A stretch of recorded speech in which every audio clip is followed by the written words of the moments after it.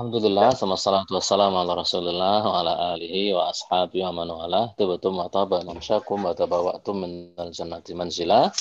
Allahumma alimna ma yanfa'una wa anfa'na bima 'allamtana warzuqna hudan wa tuqan wa salahan innaka waliyyu dzalika wal qadiru alaih. Ikhwan akhwati fillah, alhamdulillah pada malam hari ini Allah mudahkan kita untuk kembali bersambung dalam kajian virtual yang kita selenggarakan secara online. Insya Allah akan kita lanjutkan pembahasan kitab Al-Fiqhul Manhaji ala Mazhabil Imam Syafi'i sampai ke kitab As-Salah. Sudah sampai halaman berapa? Kalau terjemahannya, Akhi, silahkan. Baik, Ustaz. Untuk terjemahan bisa dibuka pada halaman buku 239 atau diketik di PDF 249. Dibaca 239 atau diketik di PDF-nya 249. Tafadhol Hudzaifah untuk baca ya. Tafadhol. Baik, akan saya share, Ustaz, biar jemaah juga bisa membaca. Baik, bismillahirrahmanirrahim. Bab sholat. Pengertian sholat. Perkataan sholat dalam bahasa Arab berarti doa, yaitu memohon kebaikan. Bagaimana firman Allah Subhanahu wa Ta'ala yang artinya, dan doakanlah untuk mereka, karena sesungguhnya doamu itu menjadi ketentraman bagi mereka. Surat At-Taubah ayat 103. Maksudnya berdoalah terusin. Ya, dalam istilah fuqaha pula perkataan ya, Ustaz. Enggak ada maksudnya di situ ya? Tidak ada, Ustaz. Baik. Ai ud'ullaha lahum bil maghfirah. Jadi kalimat salat secara bahasa shalla yusalli itu artinya da'a yad'u. Berdoa. Allah Subhanahu wa taala berfirman dalam surat At-Taubah ayat yang ke-103, "Khudz min amwalihim shadaqatan tutahhiruhum wa tuzakkihim biha wa shalli 'alaihim inna salataka sakanun lahum." Ambillah zakat dari sebagian harta-harta mereka, kemudian bersolatlah untuk mereka, bersolatlah untuk mereka. Salat di sini berdoalah untuk mereka dengan maghfirah, mintalah ampun untuk mereka. Inna salataka sakanun lahum, karena doamu wahai Muhammad adalah ketentraman, ketenangan bagi mereka. Kemudian secara istilahnya silahkan dibaca. Dalam istilah fuqaha pula, perkataan sholat bermaksud beberapa perkataan dan perbuatan yang tertentu, dan ia bermula dengan takbir dan disudahi dengan salam. Ia dinamakan sholat karena ia mengandung doa yang merupakan unsur yang banyak di dalamnya. Hal ini karena menggunakan nama juzuk untuk maksud keseluruhannya.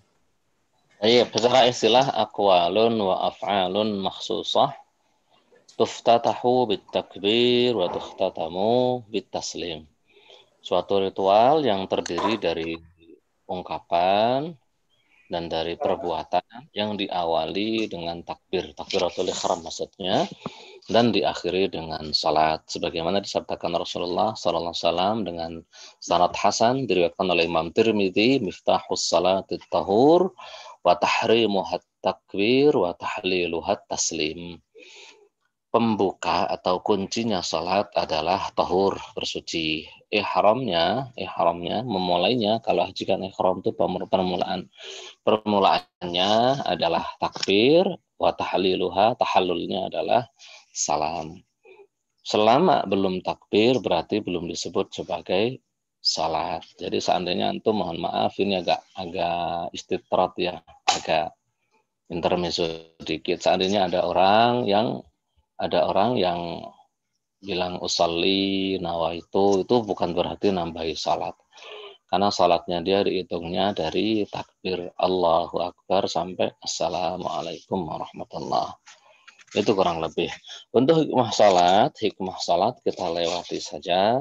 Langsung kita ke tarikh masyru'iyatus salah. Sejarah disyariatkannya salat. Ini terangkan saja ya, sejarah disyariatkannya salat.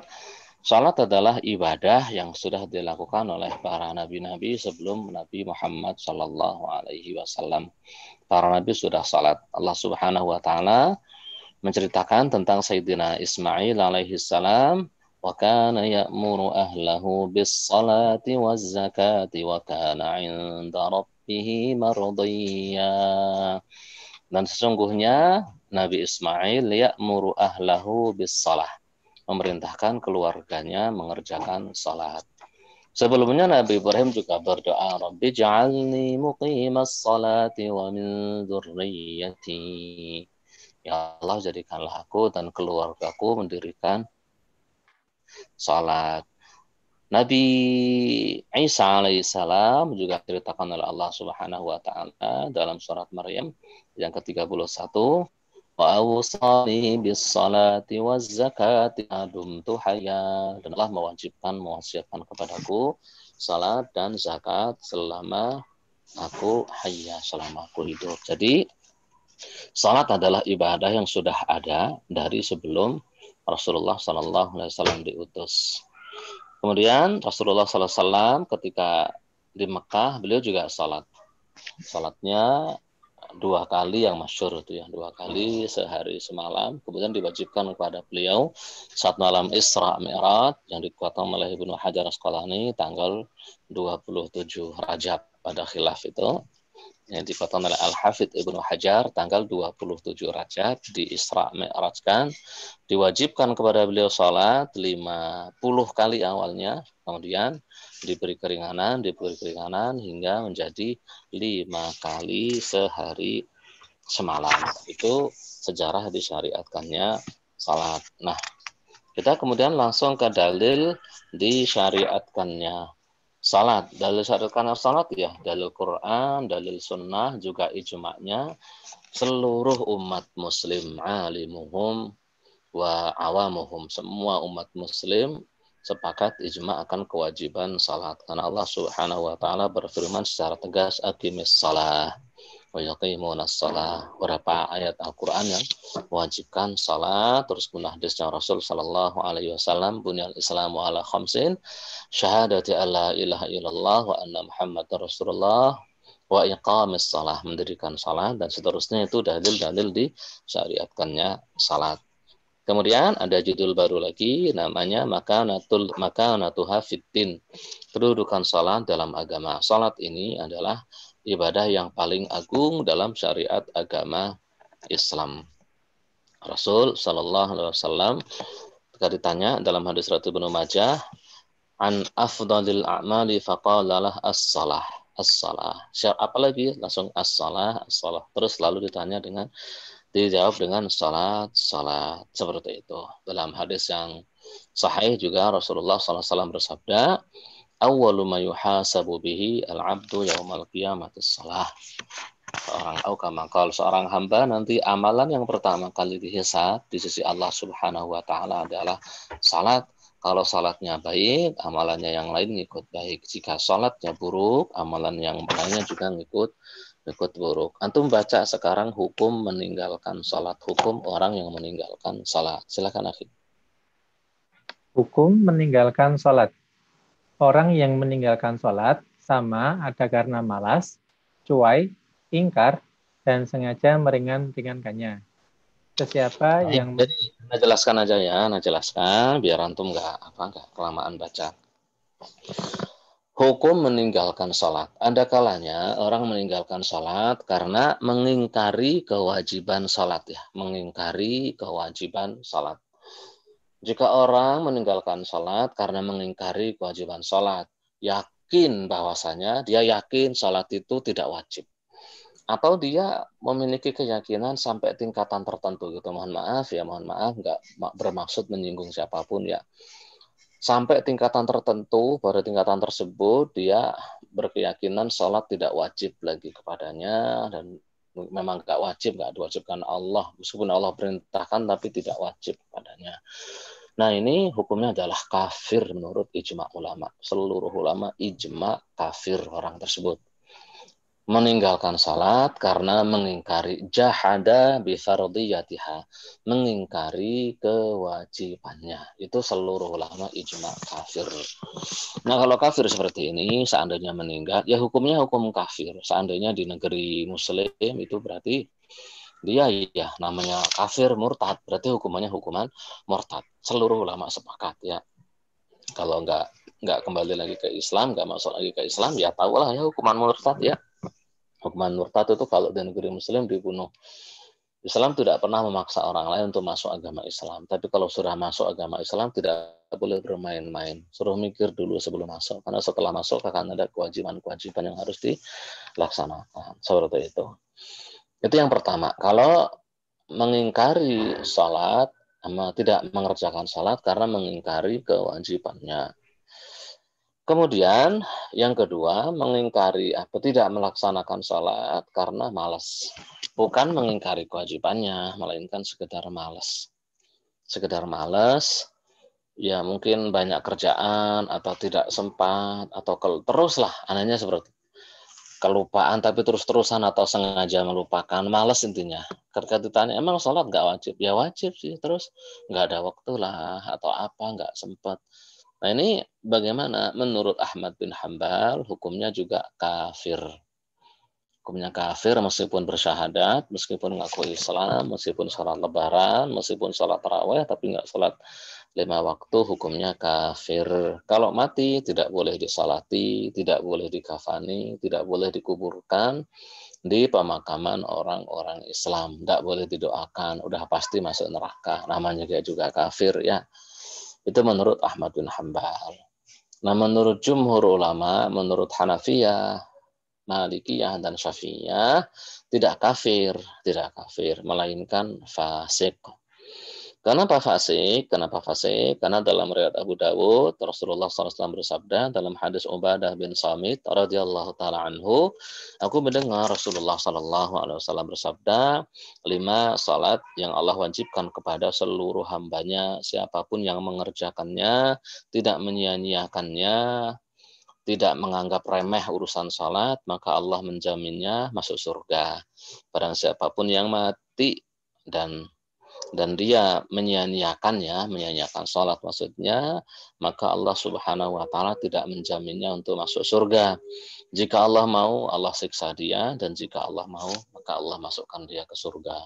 Hadis ini jika dikompromikan, dikolaborasikan dengan hadis yang sahih Muslim dari Jabir bin Abdullah radhiyallahu taala anhu, aku mendengar Rasulullah SAW bersabda, inna bainar rajuli wa baina syirki wal kufri tarkus salah.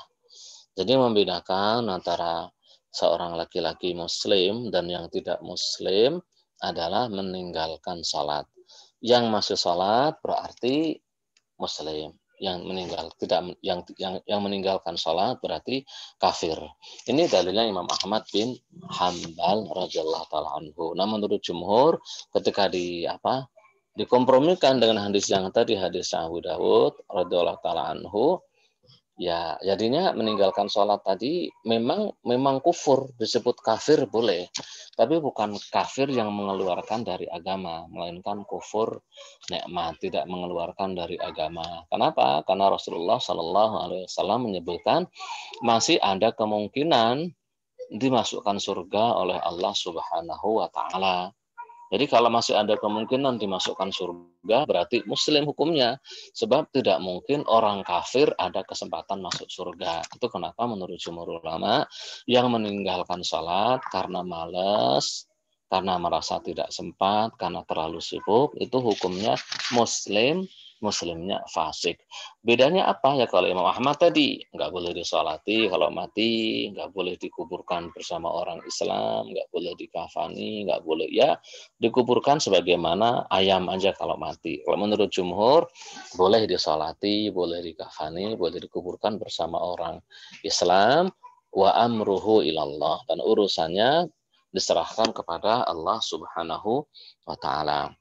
Hukumannya apa? Kalau menurut Imam Ahmad, hukumannya ya disuruh tobat ya. Kalau meninggalkan sholat disuruh tobat, kembali lagi ke Islam karena disebut kafir gitu. Kalau menurut jumhur ulama, kalau menurut Hanafiyah, orang yang malas sholat disuruh dipenjara, dipukuli sampai berdarah-darah, sampai dia apa? Melaksanakan sholat. Atau dipukuli sampai dia mengingkari kewajiban sholat. Kalau sampai mengingkari kewajiban sholat, baru dibunuh gitu. Kalau menurut jumhur ulama, kalau menurut Malikiyah dan Syafi'iyah, ini dibunuhnya dibunuh had dengan pedang, tidak perlu dipukuli, tapi disuruh tobat dulu, diberi waktu tobat 3 hari. Kalau 3 hari mau tobat, mau balik melaksanakan sholat lagi, berarti ya dibebaskan gitu. Hanya saja yang boleh menerapkan hukum ini negara Muslim kayak negara di sini ya. Kalau negara yang pakai sistem syariah diterapkan menjadi undang-undangnya. Kalau negara yang belum bersistem syariah ya kita tidak bisa. Jangan antum nanti terus ngambil orang sendiri, ngambil orang nggak sholat terus antum pukuli sampai berdarah biar sholat. Oh, nggak bisa, antum bisa dimasukkan ke delik pidana itu karena memukuli orang. Wallahu a'lam bishawab. Yang kuat yang mana? Wallahu a'lam bishawab. Kalau Imam Syaukani menguatkan pendapat Ahmad bin Hambal. Ya kalau ana mengatakan pendapat jumhur yang mengatakan bahwa orang yang meninggalkan sholat karena malas tidak dihukumi kafir, melainkan fasik, boleh disolati. Sholat yang mau nyolati boleh, meskipun saya tidak mau nyolati ya. Kalau saya tahu orang tidak sholat ketika hidupnya, malas-malasan sholat, biasanya sampai saat ini tidak tahu, nanti namanya orang juga berubah, bisa jadi berubah fatwanya gitu. Sampai saat ini kalau saya tahu orang itu tidak sholat, saya tidak mau mensolati. Ya biar orang lain saja yang nyolati, enak gitu ya.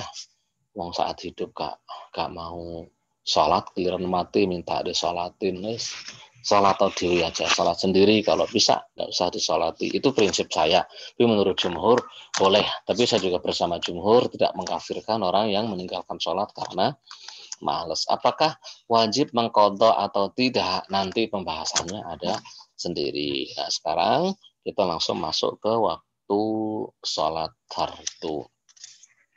Waktu sholat fardu. Kalau ada pertanyaan, nanti langsung aja ya. Bisa langsung chat atau bisa langsung ngomong aja.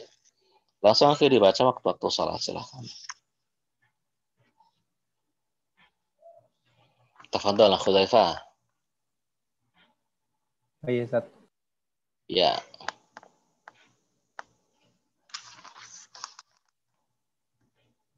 Udah ketemu waktu sholat? Tes, mohon maaf tadi ada yang kembut lagi. 5 sholat fardu mempunyai waktunya yang tertentu. Ialah tidak sah dilakukan sebelum atau selepas tempo waktu tersebut. Firman Allah Subhanahu wa taala maksudnya tampilannya yang di-share belum. Oh, keliru. Ya. Di-share dokumen kosong. Oh, mohon maaf, Ustaz. Enggak apa-apa. Coba saya stop dulu. Di antum kirim aja, itu sebenarnya enak kirim ke grup itu bukunya biar pada buka sendiri-sendiri. Sudah ini, Ustaz. Sudah ya, satu baca aja dah. Iya. Waktu sholat fardu. 5 sholat fardu mempunyai waktunya yang tertentu. Ialah tidak sah dilakukan sebelum atau selepas tempo waktu tersebut. Firman Allah Subhanahu wa taala, sesungguhnya sembahyang itu adalah satu ketetapan yang diwajibkan atas orang-orang yang beriman yang tertentu waktunya. Surat An-Nisa ayat 103. Inna salata kanat 'alal mu'minina kitaban mawquta. Sesungguhnya salat waktunya sudah diperinci oleh Allah Subhanahu wa taala. Kewajibannya diwajibkan dengan waktu yang diperinci oleh Allah Subhanahu wa taala. Makanya ya tidak sah mengerjakan salat kalau belum waktunya, gitu maksudnya. Lanjut baca hadis-hadisnya saja, hadis-hadisnya silahkan. Daripada Abu Musa al-Asy'ari radhiyallahu an, Nabi Shallallahu alaihi wasallam telah ditemui oleh seorang yang bertanya tentang waktu sholat, tetapi baginda tidak menjawabnya.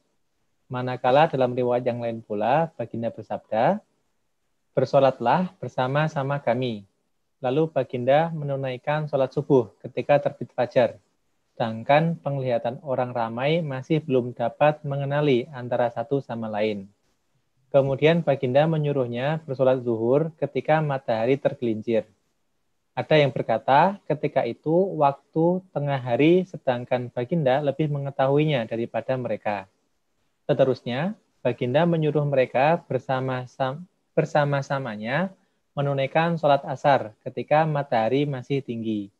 Kemudian disuruhnya lagi, lalu baginda menunaikan sholat maghrib yang pada ketika itu matahari telah terbenam. Kemudian baginda menyuruhnya lagi, maka tunaikan pula sholat isya ketika syafaq hilang daripada penglihatan. Riwayat Jadi Muslim. ada seseorang ya bertanya tentang waktu sholat pada baginda Rasulullah Muhammad Sallallahu Alaihi Wasallam. Nah, Rasulullah nggak dijelasin waktunya seperti ini, enggak, melainkan orang ini disuruh kamu tinggal di sini 2 hari. Jadi diajak sholat itu hari pertama itu diajak sholat di awal waktu. Ini yang untuk sebutin ini adalah di awal waktu ya. Di awal waktunya Rasulullah SAW mengajak orang tersebut sholat di awal waktu. Ayo lanjutkan hadisnya, silahkan. Kemudian pada keesokan harinya, baginda telah lewat sholat subuh hingga ada yang mengatakan selepas sholat tersebut, matahari telah terbit atau hampir terbit.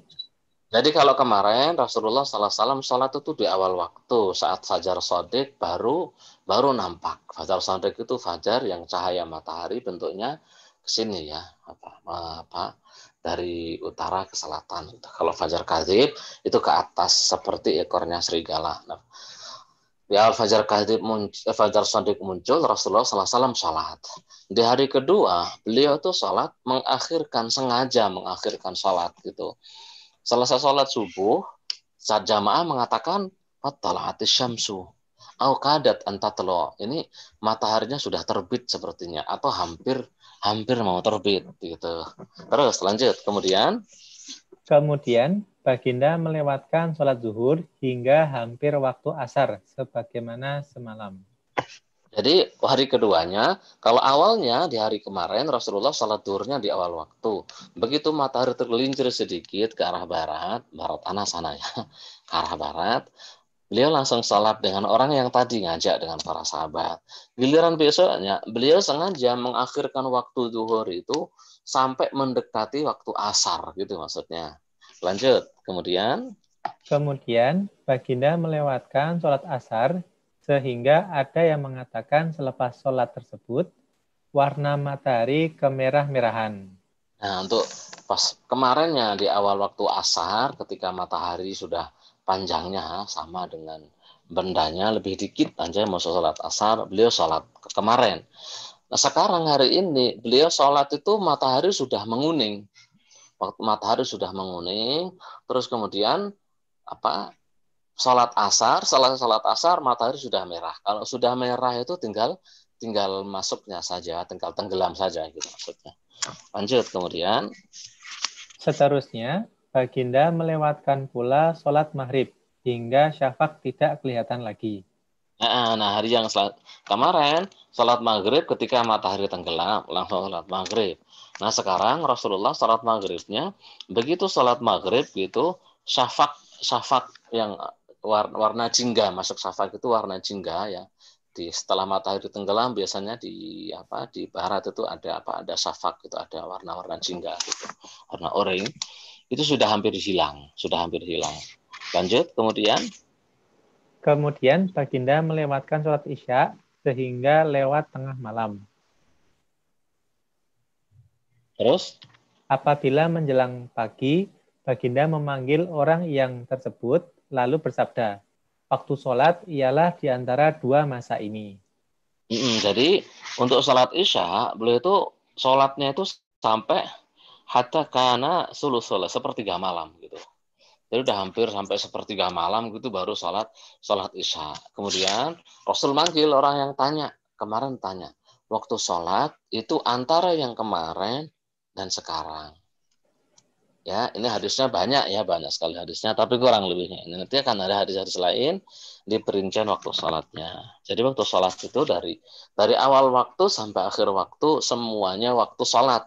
Selama antum mengerjakan di waktu tersebut, itu sholat antum sah dan mengerjakan sholat di waktunya. Nggak termasuk ke fawailul lil musallin alladzina hum an salatihim sahun. Celakalah bagi orang-orang sholat yang lalai dalam mengerjakan sholat. Lalai dari mengerjakan sholat. Jadi sholat sudah di luar waktu.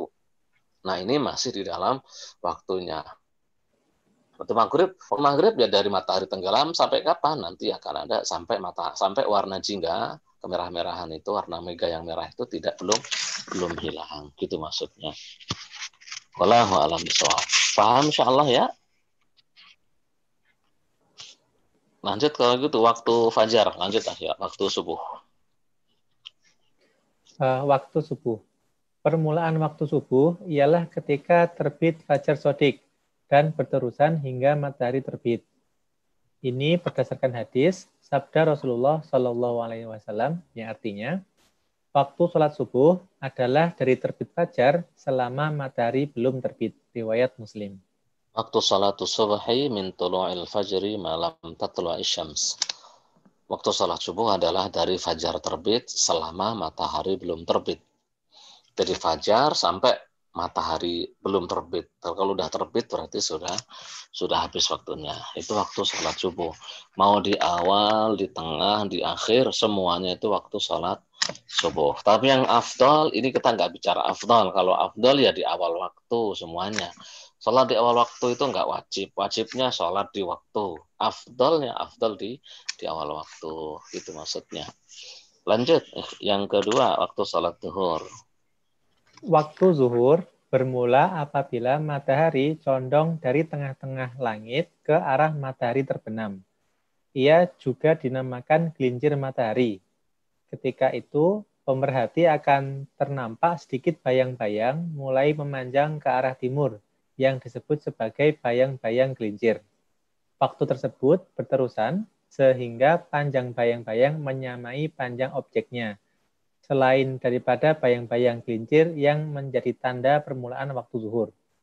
Ini berdasarkan hadis Rasulullah Shallallahu Alaihi Wasallam bersabda, waktu zuhur apabila matahari gelincir sehingga bayang-bayang seseorang menyamai ketinggiannya selama belum menjelang waktu asar. Riwayat Muslim. Waktu zuhur adalah ketika matahari sudah tergelincir. Ketika matahari di atas kita gitu, baik kadang ada ke arah depan, ke arah belakang gitu, nanti kan ada bayangan dikit itu namanya zillul istiwa. Itu belum masuk waktu zuhur ketika masih di atas kita.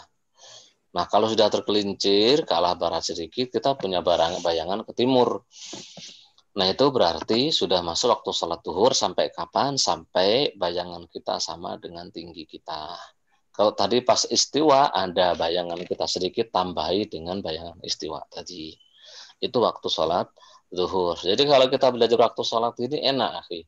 Seandainya kita di mana, di gurun atau di hutan atau di mana, nggak ada tahu waktu sholat sudah masuk atau belum, tinggal lihat matahari. Sarannya seperti itu. Yang ketiga, waktu sholat asar, silahkan. Waktu asar bermula dengan berakhirnya waktu zuhur dan berterusan sehingga matahari terbenam. Ini berdasarkan hadis sabda Rasulullah Shallallahu Alaihi Wasallam. Dan sesiapa yang sempat melakukan 1 rakaat sholat asar sebelum matahari terbenam, maka dia telah dapat menunaikan sholat asar keseluruhannya. Riwayat Bukhari dan Muslim. Jadi waktu sholat asar dari kapan? Kalau bayangan sudah sama, tambah sedikit lagi, sama dengan tinggi bendanya, tambah sedikit lagi, berarti sudah masuk waktu sholat asar. Sampai kapan? Sampai matahari tenggelam. Ya, sampai matahari tenggelam sempurna, seperti itu. Waktu dalilnya dari sabda Rasulullah SAW dari Bukhari Muslim, siapa yang sholat asar sudah dapat 1 rakaat, setelah 1 rakaat sempurna matahari tenggelam, maka dia telah mendapati sholat asar sempurna. Jadi sampai matahari tenggelam sempurna. Lanjut.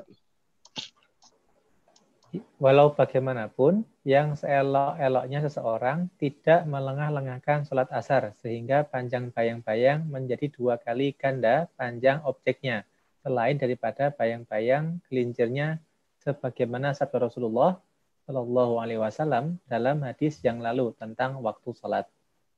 Ini berdasarkan hadis Rasulullah Shallallahu Alaihi Wasallam, beliau bersabda, dan waktu asar ialah selama warna matahari belum kekuning-kuningan. Dan waktu asar ini afdalnya. Kalau kebolehan waktu boleh, jadi ada penjelasan lebih rinci. Kalau di buku-buku besar itu ada waktu afdalnya, waktu bolehnya, waktu ikhtiar namanya. Terus nanti waktu makruh dan seterusnya diteliti gitu. Intinya yang kita perlu tahu selayaknya kita tidak menunda-nunda sholat asar sampai bayangan kita itu jadi 2 kali panjangnya gitu. Kalau bisa ya jangan gitu ya, jangan. Tapi ya boleh. Yang nggak boleh lagi kalau sampai kita setiap hari sholatnya itu nunggu matahari kuning terus. Rasul sallallahu alaihi wasallam bersabda dalam hadis sahih, tilka salatul munafik yajli sujarku busyamsu hatta idza gharabat baina qarna syaitan yusalli wa la yadhkurullaha illa qalila. Jadi salatnya orang munafik adalah sengaja, bukan karena kerja di sawah, bukan karena kerja di kebun, atau bukan karena kerja jadi kuli bangunan, bukan karena lagi urusan yang istilahnya nggak bisa ditinggalkan gitu. Jadi sengaja nunggu matahari sampai matahari itu sudah menguning mau memerah gitu. Nah, giliran matahari sudah mau tenggelam dan tenggelam terbitnya matahari itu kan di tanduk setan. Tanduk setan ini kalau menurut Imam Nawawi ya ada dimaknai kiasan, ada dimaknai majas atau hakikat. Udah nggak perlu kita perdalam ke situ. Jadi ketika matahari sudah mau tenggelam, dia buru-buru sholatnya yangkur itu maksudnya kayak mematuk, kayak ayam mematuk saja, buru-buru, wala yadhkurullaha illa qalila, dan tidak mengingat Allah Subhanahu wa taala kecuali sedikit. Jadi sebaiknya jangan sengaja mengakhirkan sholat keterusan gitu, jangan. Khawatirnya masuk ke dalam sifatnya orang munafik. Lanjut yang selanjutnya yang keempat, waktu sholat maghrib. Waktu maghrib bermula apabila matahari terbenam dan berterusan hingga syafaq merah, hilang, serta kesannya tidak kelihatan lagi di sebelah barat. Iya, dalilnya adalah waktu maghribi malamnya gibis syafaq. Waktu maghrib adalah selama mega yang mendung awan yang berwarna jingga itu belum hilang. Kalau sudah hilang baru masuk waktu sholat isya. Nah, ini sebenarnya adalah mazhab Syafi'i yang qadim. Qaul qadim untuk mazhab Syafi'i. Sedangkan qaul jadid, pendapat Imam Syafi'i yang baru. Imam Syafi'i itu punya bukan dua mazhab ya. Ya bisa dibilang 2 mazhab lah, atau 2 qaul, 2 pendapat. Pendapat pertama adalah pendapat ketika beliau berada di Baghdad di Irak. Yang kedua ketika beliau berada di Mesir. Nah, pendapat beliau yang di Baghdad itu disebut sebagai qaul qadim. Pendapat beliau yang di Mesir itu adalah di qaul jadid, pendapat yang baru. Yang dianggap sebagai mazhab Syafi'i adalah qaul jadid. Nah, qaul jadidnya mazhab Syafi'i dalam waktu salat maghrib, sebenarnya waktu salat maghrib itu hanya sebentar. Sekira-kira masuk waktu maghrib, orang mengerjakan sholat sunnah 2 rakaat dalam waktu tempo yang standar, nggak terlalu buru-buru dan nggak terlalu lambat-lambat juga. Setelah itu langsung qomat mengerjakan sholat maghrib, terus sholat sunnah ba'diyah setelahnya berkisar 2 rakaat. Udah selesai. Jadi kira-kira ya antara 1/4 sampai 20 menitan gitu waktunya. Namun ketika diteliti, karena ada hadis yang dari Abdullah bin Zaid dan sahabat-sahabat yang lain di Sahih Muslim, di Imam Tirmidzi, di Imam Nasai, di Baihaqi dengan sanad sahih. Dan ini sudah diteliti oleh ulama Syafi'iyah sendiri gitu. Ulama Syafi'iyah sendiri yang meneliti, bukan di luar Syafi'iyah. Karena inilah akhirnya murid-murid Imam Syafi'i itu ada muridnya langsung, ada murid-muridnya gitu. Itu mereka disebut sebagai ashabul wujuh dalam mazhab Syafi'i. Nah, ashabul wujuh menguatkan pendapat Imam Syafi'i yang qadim yang lama ketika beliau masih di Baghdad. Kenapa? Karena pendapatnya ini lebih kuat secara dalil, secara tekstualnya lebih kuat.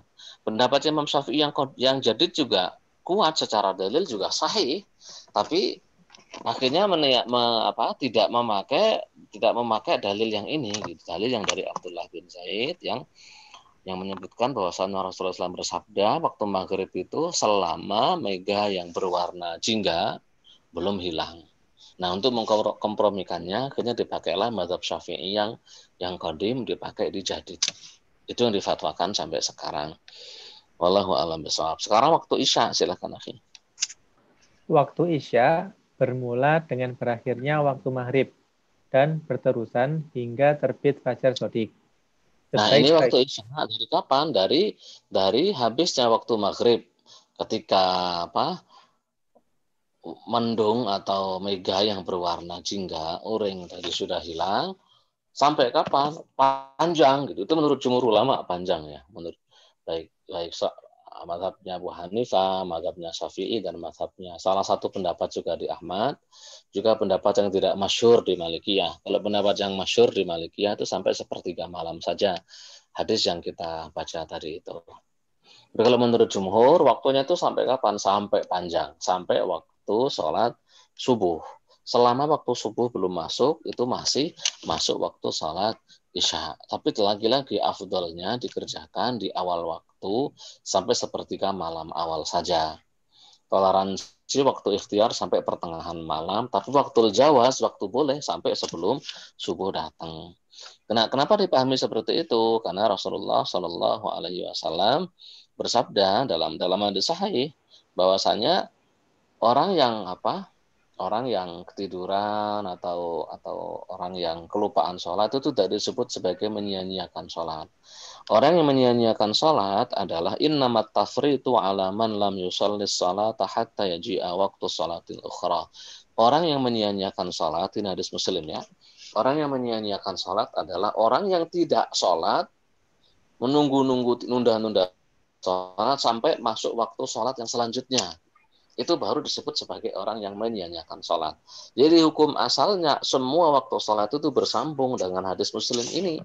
Dari Abu Qatadah radhiyallahu ta'ala anhu. Jadi secara hukum asal, satu sholat ke sholat lainnya itu semua waktunya menyambung. Kecuali yang dikeluarkan dari ijma. Ada mustasnanya, ada istisnanya. Ada pengecualiannya. Apa pengecualiannya? Pengecualiannya adalah waktu sholat subuh. Itu ijma. Sholat subuh itu hanya sampai matahari terbit. Jadi nggak nyambung cuma subuh ke zuhur. Selain itu semuanya nyambung. Zuhur ke asar nyambung, asar ke maghrib nyambung, maghrib ke isya nyambung, isya ke subuh juga nyambung. Jadi kalau digabungkan semua, maka jumhur ulama berpendapat waktu salat isya, kalau waktu jawaz, waktu bolehnya sampai matahari sampai sebelum fajar shadiq muncul. Wallahu a'lam bishawab. Ya, Allah a'lam bishawab. Ada pertanyaan sebelum masuk? Silahkan. Baik, silahkan Bapak Ibu jika ada yang ingin bertanya bisa mengangkat tangan. Kalau enggak ya kita lanjutkan. Ahlan wa sahlan, ada orang Riyadh juga ini yang hadir ini. Ada Niko Jatnika. Mana Niko Jatnika? Ini orang Riyadh ini. Cuma Niko aja orang Riyadh ya, yang lainnya orang Damam semua ini kayaknya. Ini Pak Joko, ini Joko Riyadh apa Joko Damam ini? Karena kita punya banyak Joko sepertinya. Joko sini ya Pak? Oh Joko situ, kirain Joko. Joko Khobar. Joko Khobar berarti, bukan Joko Riyadh. Nah pertanyaan silahkan, itu peserta boleh unmute sendiri atau enggak?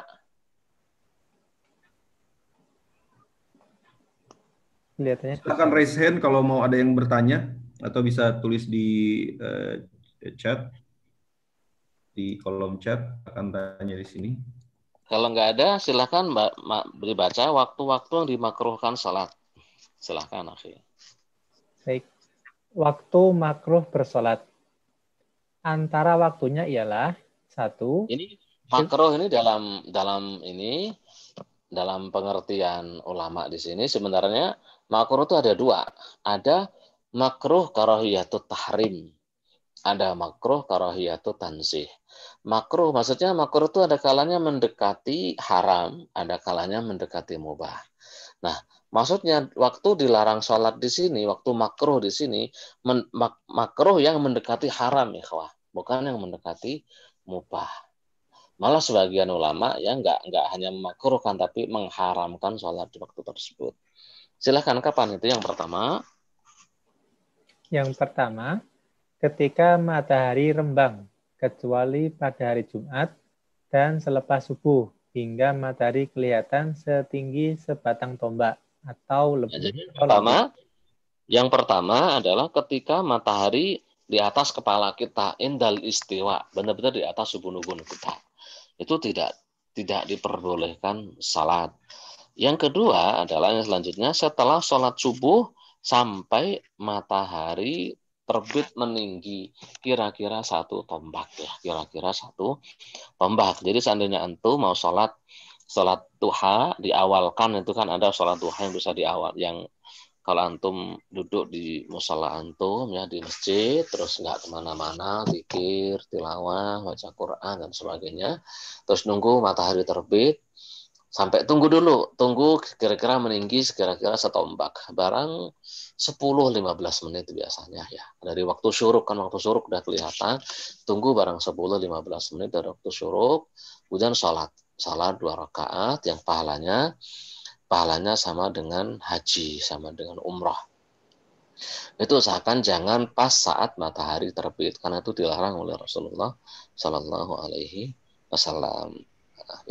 Selanjutnya yang ketiga kapan? Yang ketiga, selepas sholat asar sehingga matahari terbenam. Nah, selepas sholat asar sampai matahari terbenam. Dalilnya silakan dibaca. Ini berdasarkan hadis daripada Uqbah bin Amir radhiyallahu an, katanya terdapat 3 masa yang di tengah oleh Rasulullah Shallallahu Alaihi Wasallam untuk melakukan sholat dan mengebumikan jenazah. Ketika matahari mulai menyingsing hingga terbit sepenuhnya, ketika matahari rembang hingga tergelincir, dan ketika matahari menguning hinggalah terbenam sepenuhnya. Riwayat Muslim. Itu tiga waktu yang dilarang tadi, dalilnya adalah hadis riwayat Imam Muslim tadi. Ayo lanjut. Pelarangan ini lanjut. Pelarangan ini bagi sholat yang tiada sebab mendahuluinya atau pengebumian jenazah yang sengaja dilakukan pada ketika itu. Adapun pengebumian yang berlaku secara kebetulan dan bukan disengajakan pada waktu itu atau sholat yang ada sebab mendahuluinya seperti sholat sunat wudu, sholat menghormati masjid, dan sholat qadha, tidaklah makruh melakukannya pada masa-masa tersebut. Jadi itu maksudnya dilarang kalau untuk sholat yang tidak ada sebabnya, gitu, nggak ada sebabnya. Kalau ada sebabnya, ada jenazah meninggal, gitu. Sholatnya kapan? Kalau di Saudi ini sholat apa?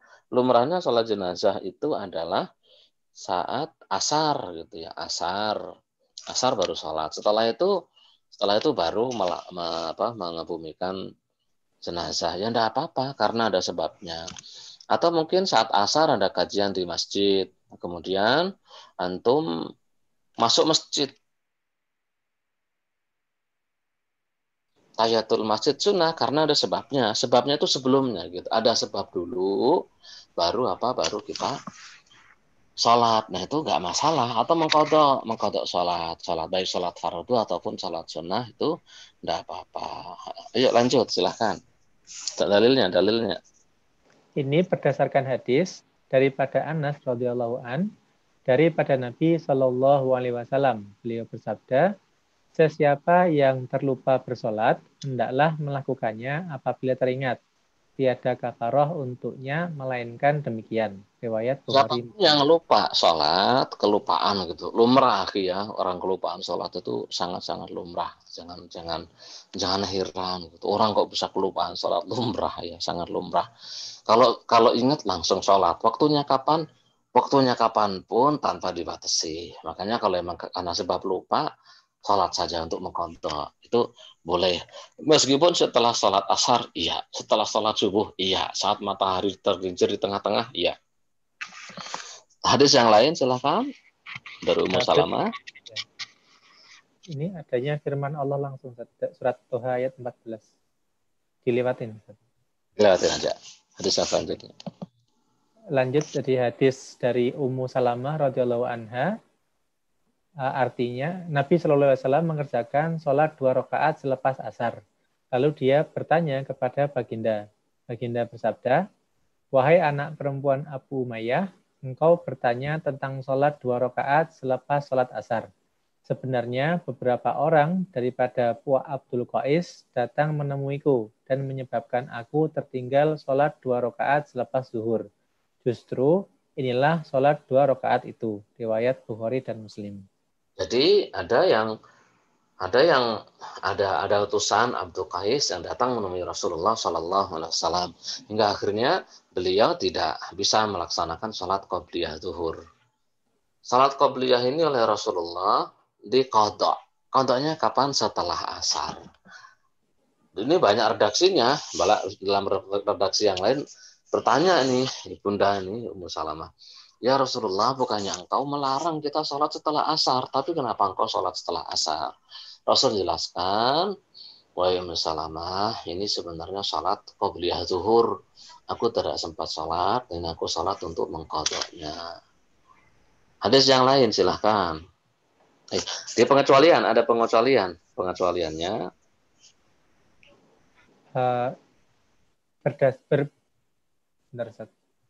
Berasaskan sholat qadha ini dikiaskan sholat-sholat lain yang ada sebab-sebab mendahuluinya.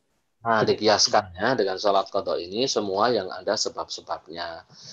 Bagaimana kalau ketinggalan sholat sunnah fajar gitu? Mungkin antum sudah pada berani sholat ke masjid kalau subuh gitu. Nah, antum belum sempat sholat fajar di rumah, sholat sunnah fajar, datang ke masjid sholat subuh sudah dimulai. Setelah sholat subuh boleh nggak sholat qadha, sholat sunnah fajar?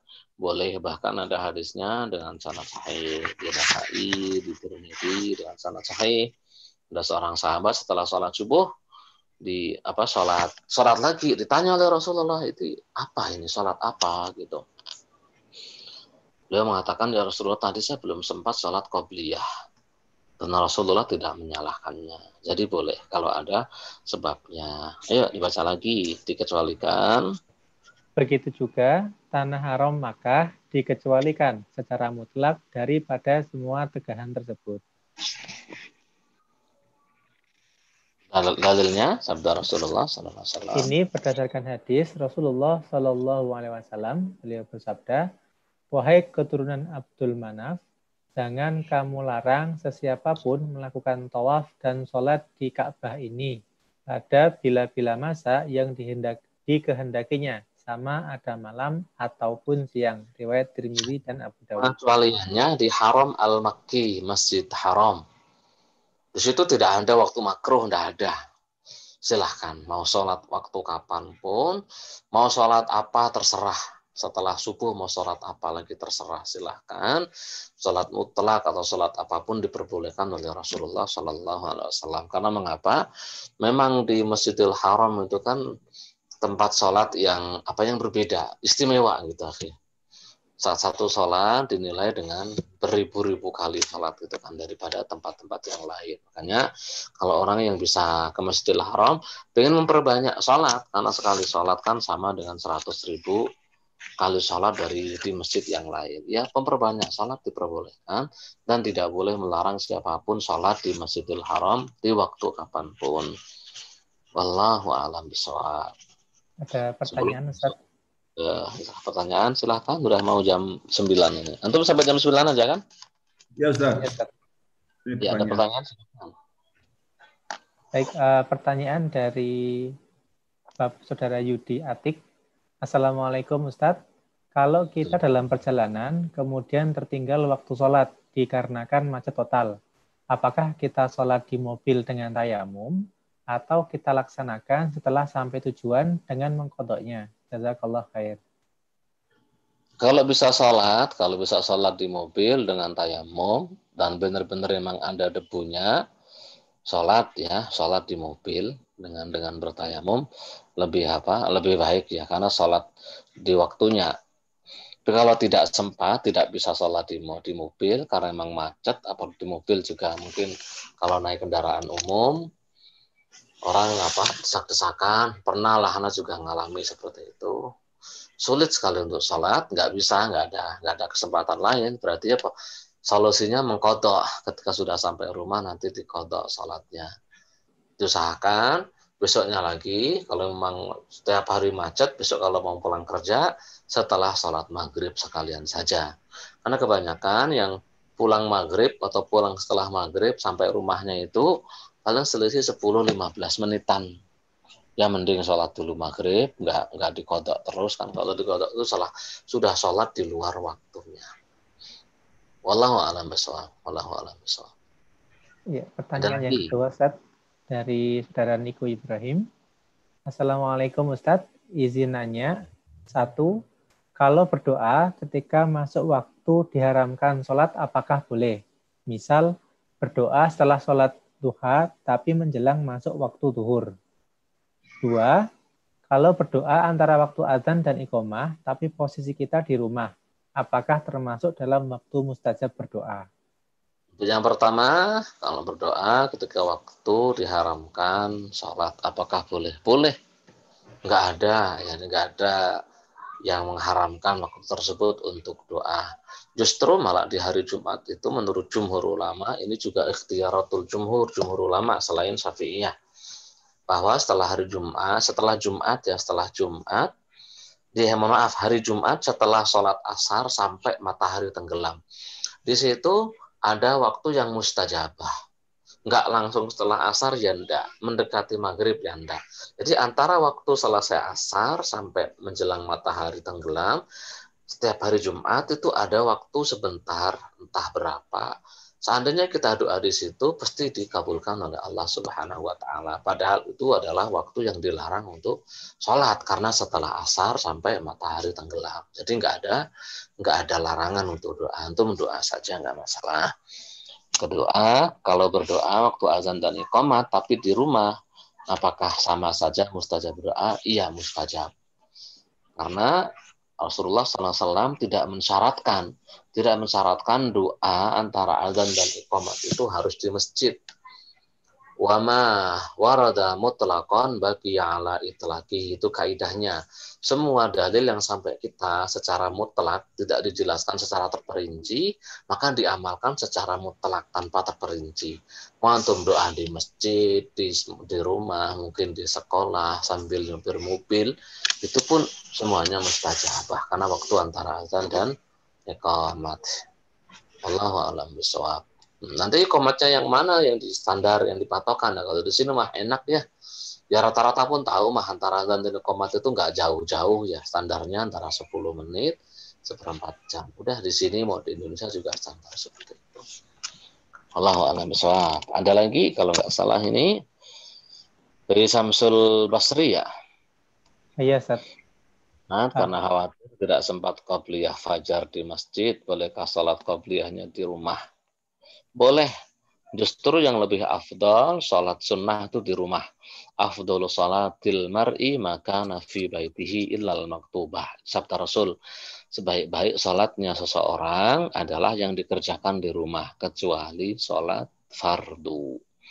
Jadi kalau bisa sholat qobliyah di rumah itu lebih afdal ya, ikhwah. Tapi sholat di masjid juga boleh ya boleh.